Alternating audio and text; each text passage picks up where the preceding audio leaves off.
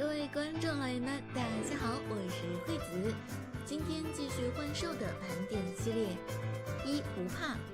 惩戒形态的狐帕力量是被封印的，只有使用惩戒之狐才能解放。这一点设定可能取自于《1001夜》中渔夫的故事中的瓶中魔神。小狐帕因为是被封印的缘故，种族值低于解放狐帕。解放狐帕增加了双攻和速度，并且小狐帕是超能加幽灵属性，而大狐帕是幽灵加恶系。二、马夏多。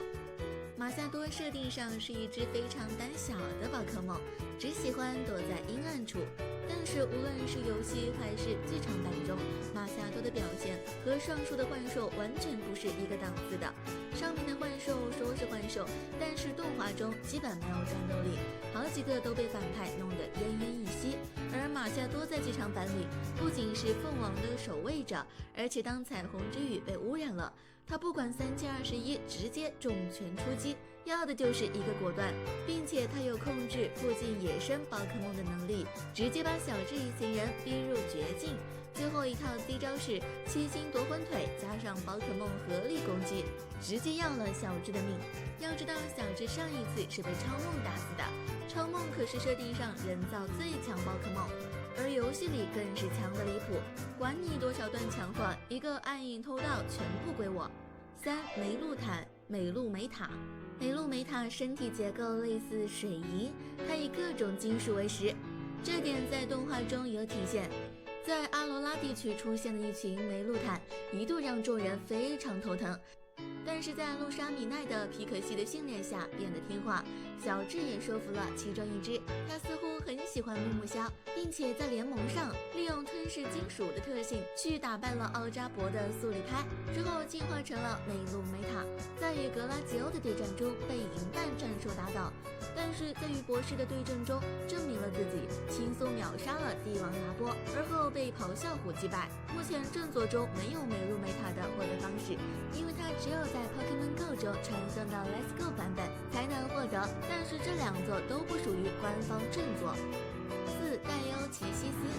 盖欧奇西斯是宇宙病毒的 DNA 突变而成，它栖息在小行星内部来到地球，但是有时候小行星会被猎空座吃掉，所以它们的关系很差。盖欧奇西斯有4个形态，相关作品中都能自由变换，看上去很无解，但是游戏中并不能在战斗中自由变换，所以就不是那么强了。但值得一提的是，盖欧奇西斯是首只拥有专属战斗背景音乐的幻之宝可梦，也是首只不需要官方赠送活动而在游戏可以直接捕获的幻之宝可梦。5、达克莱伊。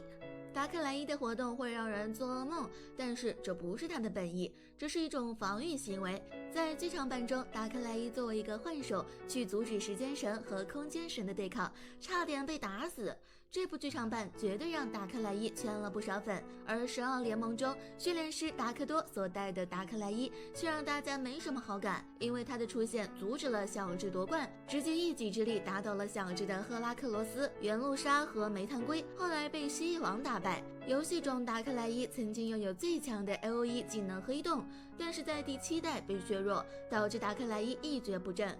6、凯路迪欧。剧场版中，凯路迪欧是个愣头青，没弄清自己实力就去和球雷姆挑战，之后被打败又想要逃跑。之后凯路迪欧在与小智一行人的相处后，才慢慢了解到了战斗的意义，于是凯路迪欧有了觉悟形态。觉悟形态的凯路迪欧种族值没有变化，但一个新技能觉悟之剑让他帅爆了。7、盖诺赛克特。盖诺赛克特原本是古代宝可梦，但是被等离子团改造后变成了这副样子。在剧场版中出现了5个个体，他们不理解自己存在的意义，并且渴望有一个归宿。开始他们较为偏激，想要毁掉所有的宝可梦和人类，之后在超梦的无力压制下，冷静下来的盖诺赛克特重新开始去认识这个世界，最后与宝可梦山庄的原著宝可梦一起生活。盖诺赛克特有冰、火、水、电4种卡带，携带了卡带就能让专属技能高光科技炮改变属性。